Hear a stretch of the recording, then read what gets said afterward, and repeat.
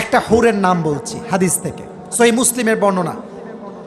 যুবকরা খুব খুশি, মুরব্বীরা মাথা নিচু করে আছে। আচ্ছা, মুরব্বীরাও শোনেন, সবাই পাবে। আর আপনারা যারা মুরব্বী আব্বা জানরা আছেন, আপনার মুরব্বী হয়ে জান্নাতে যাবেন না। আপনি যখন জান্নাতে যাবেন, তাগড়া যুবক করে আল্লাহ আপনাকে জান্নাতে পাঠিয়ে দিবে। সুবহানাল্লাহ পড়ে। তার নাম হচ্ছে আয়না। নাম কি? আরো জোরে। এত সুন্দরী হবে সে, তার হাদিস থেকে বলছি, মুসলিমের বর্ণনা, সহিহ মুসলিমের বর্ণনা।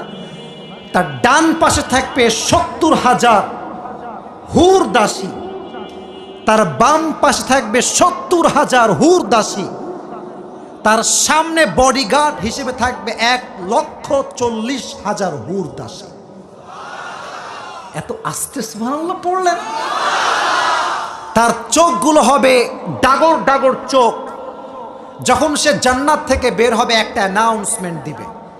আয়না বলবে, আইনাল আমিরুনা বিল মারুফি ওয়ান নাহুনা আনিল মুনকার, ইন্নী লিকুল্লি লিমান আমারা বিল মারুফি ওয়া নাহা আনিল মুনকার।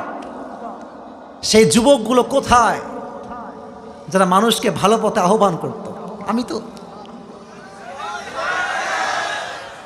পরে আবার এটা নিয়ে মারামারি করেন না আপনার এলাকার ভিতরে। ধরো মিয়া, আমি মজা করে বলতেছি আর কি। যেই যুবকের কারণে আরেক যুবক জান্নাতি হবে, যেই যুবকের কারণে আরেকজন যুবক 5 ওয়াক্ত নামাজি হবে, তার জন্য আল্লাহ আয়না নামের হুরকে প্রস্তুত রেখে দিয়েছে। তারিক জামিল একদিন বয়ানে বলছেন আয়না হুরের কথা। তো একজন পাকিস্তানি যুবক এসে বলছে, হুজুর মুঝে আপসে এক সওয়াল পুছনা হ্যায়, এক সওয়াল পুছনা চাহতা হুঁ। এটা প্রশ্ন। বলছে, বাবা কি প্রশ্ন বলো। বলল যে হুজুর, ये जो आपने एक हूर का नाम बताया आईना, कि ये सिर्फ एक होगा या उससे भी ज्यादा होगा? এটা কি একটা না অনেক বেশি? তো বলছে যে কেন? বলছে अगर एक ही होगा तो कोई साहबी इसे ले जाएगा, मैं नहीं पा सकता इसे। তো বলতে হুজুর কয়টা হবে? তো হুজুর বললেন, বাবা শোনো, আমার কাছে বসো, আমার পাশে বসো। বলছে, देखो बेटा, अल्लाह जो है ना, वो जो चाहे वही कर सकता है। दुनिया में जितने अच्छे लोग बढ़ जाएंगे, अल्लाह उतना ही आईना हूर पैदा करता जाएंगे। যত ভালো মানুষ বাড়বে, আল্লাহ তত বেশি আয়না নামের হুরকে প্রস্তুত করে দিবে। সুবহানাল্লাহ পড়ে।